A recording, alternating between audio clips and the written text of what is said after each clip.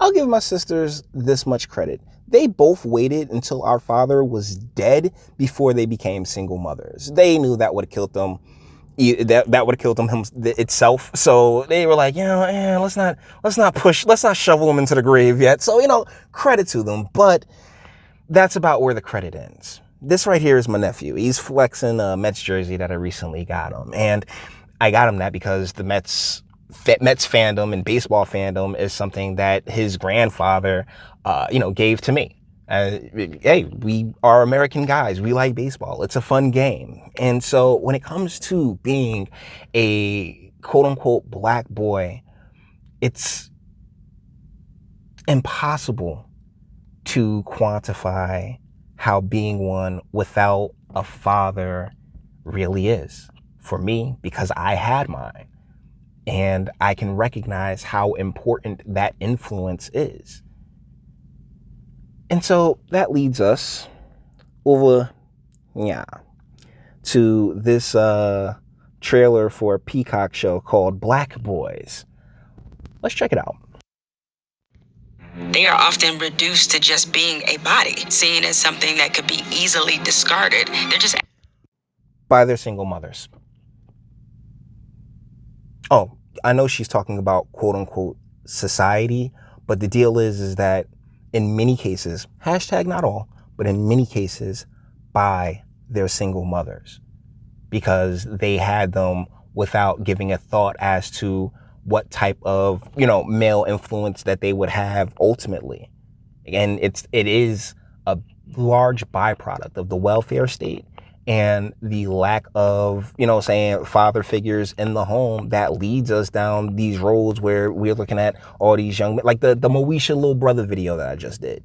Yeah, it's all played into it. It all played into each other. Asking for dignity, which you would think all of us would want. Jamel Hill. Oh, this is gonna be really, really embarrassing.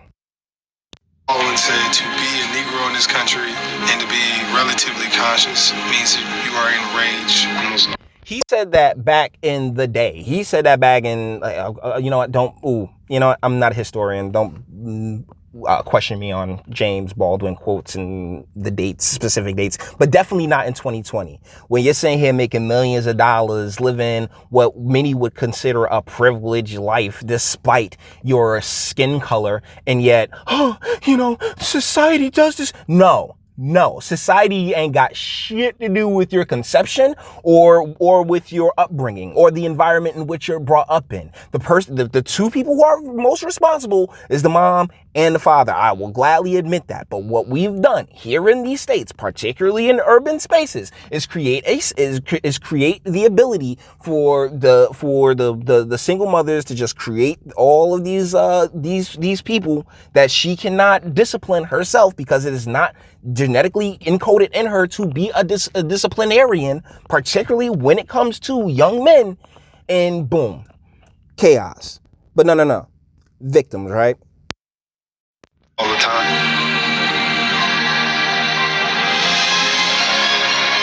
You realize you live in a world where your humanity is constantly being questioned.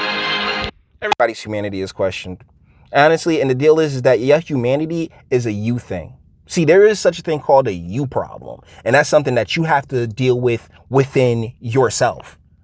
And as men, particularly as quote unquote black men, if the role of the father is to teach you how to do that. That's what mine did for me. Ain't nobody else gonna be out there with you, boy. Don't nobody else go in that grave with you, boy. This country needs to put the mirror up. We're angry because of the notion that we love our community. We love our black. Bruh. Carmelo. Like I said, you got the most privileged people. We love our community, so we create these charities that really don't do shit. It's like 90% goes to overhead. We get a couple of basketball courts, and shoot, man, we did all we could do, right? Or you can go the Shaq route. Yeah, I'm going to build all these buildings. I'm going to own a movie theater. But while I'm owning my movie theater, I'm going to chastise the people that have actually paid me money. Like, bruh, pass, fam. Hard pass. Boys and all black girls. These young people don't need saviors. They need believers. No, they need they need opportunity. Here's the thing. Here's what took place. All of those spaces, right? All of the urban spaces were once meccas of manufacturing. So part of the reason I got a little bit of a problem with Puerto Rico right now, because they got all of the, not all of it, but they've gotten, they're definitely getting looked over for a lot of the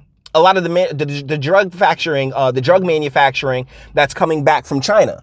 And what is your congressman doing? What is the mayors that you've been electing and you've been rubbing elbows with? What have they been doing? How have they been getting economic opportunities and economic mobility to these spaces? No, oh my goodness, America. Even though since the days of James Baldwin, there has been a 900% increase in black elected representation. So, man, miss me with this bullshit. I see this stuff on from generation to generation. We're better than what black people and black males are experiencing. No, we're better than, honestly, as far as bruh. Because when it comes to quote unquote black, honestly, I have more in common with, with Chad McStevenson, Caucasian dude over there who, who's a Mets fan than I do with, with Abdul Alubar, who is an open communist. We are better than that. Each man is his own island. Every single one of you have to have choices that you have to make for yourself and for your families. Make those choices. Do the best that you can. But as far as a collective goes, bruh, yeah, come together, but come together standing on your own 2 feet, not kneeling. I'll put it to you like that. But honestly, a lot of it's also driven by the ideology of feminism, though. That's the thing. Like Tariq Nasheed likes to talk about buck breaking all the time. The buck's been broke, my dude. Like, the buck has long been broke.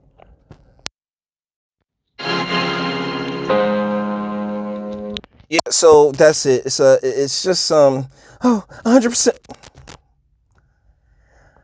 Really? Oh, the young black boys got 100%. Oh my goodness, they're so much smarter and so much more capable than, anyone ever gives them credit for, despite the fact that, hey, I've never, I just, in the course of my lifetime, I'm not sitting here talking about back in the 60s. I'm talking about since 1981. It's been rather, you're here right now. You're doing exactly what you're doing right now. Thank you, First Amendment. You cut it out. It's actually pretty disgusting. You actually spit on the graves of those who came, as far as descendants are concerned, as far as those who actually, your crutch of slavery, those who actually experienced it, those who actually went through it, you spit on their graves as you try to sit here and dismantle what it is that they ultimately, what they ultimately suffered for. Golly, like Jamel Hill's weirdo looking ass. Anyways, guys, with that being said, we're going to bring this one to an end. All the internet stuff, if you liked it, toss it a like, dislike, go ahead, do that too. Nobody's scared of you. Sub if you enjoy my fantastic voice. You want to get videos like this every single day. Share because sharing is caring. And YouTube and Bitchute and Like aren't the biggest fans of your boy over here for very obvious reasons. Bang the bell for notifications and speak. Wait, before you speak though, check out the Teespring store. Get something from the Teespring, link in the description, and speak. Let me know. What do you guys think in the comments? It's just more victim bullshit.